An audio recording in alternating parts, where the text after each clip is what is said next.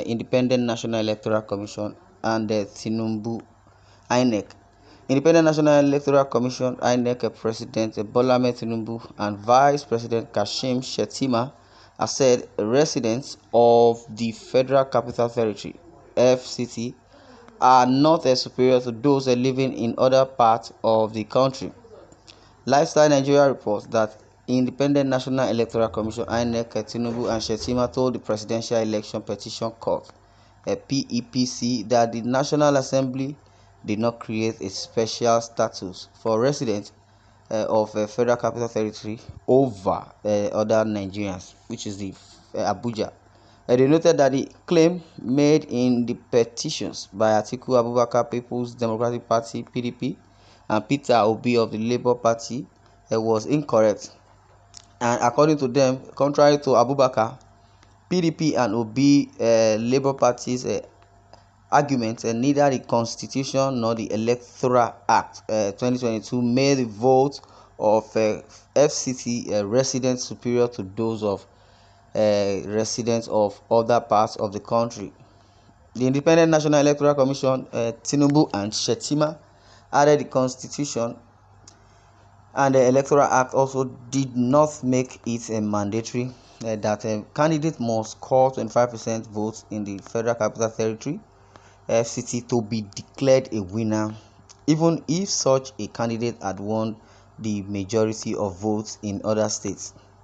They made this argument, among others, in their final written addresses submitted to the PEPC in their defense of the petitions filed by Atiku, the PDP, People's Democratic Party, and the Peter Obi of Labour Party against the outcome of the February 25 presidential election.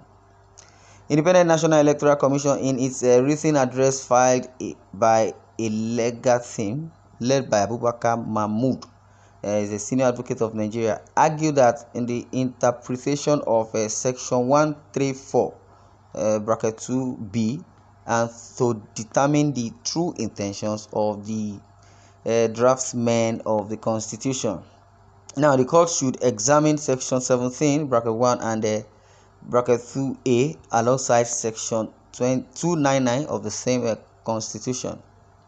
The Commission added that the sole objective of the section was to ensure that a particular segment of the country alone does not determine who is elected president, and not to create superior residents and voters. Okay. While citing many decisions of the Supreme Court and the Court of Appeal, the National Electoral Body argued that by statutory and judicial authorities, the provisions of the Constitution apply to the Federal Capital Territory (FCT) as if it were one of the states of the Federation. Okay.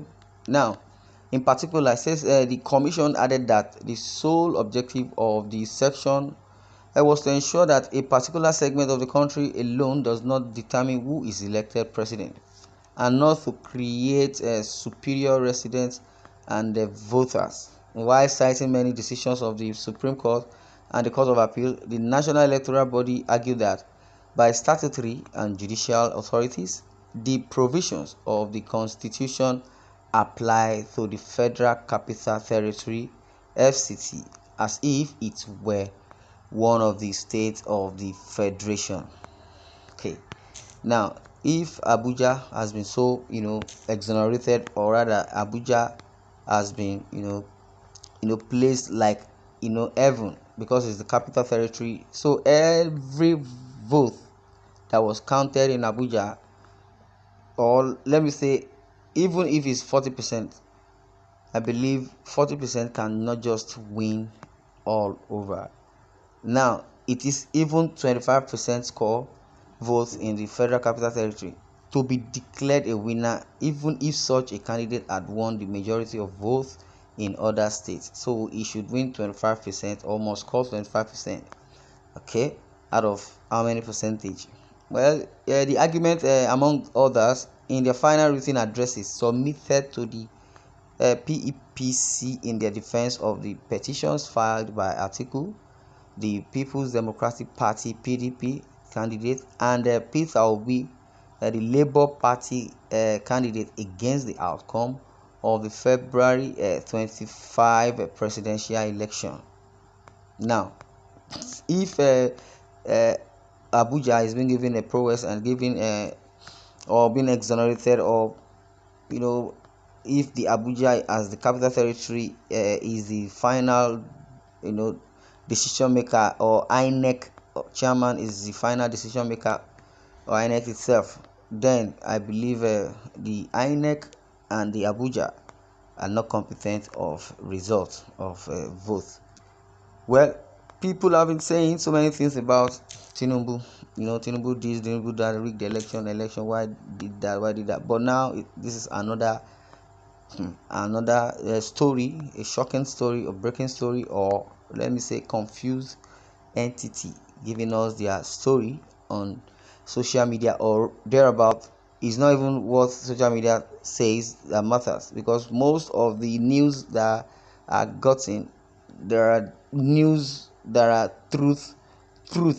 More news are still coming, more truth are still going to, or will still unveil, still going to be unveiled very very soon, because prior to now they say bloggers or correspondents, or rather news that they carry on social media or every TV platform, most of them are fake.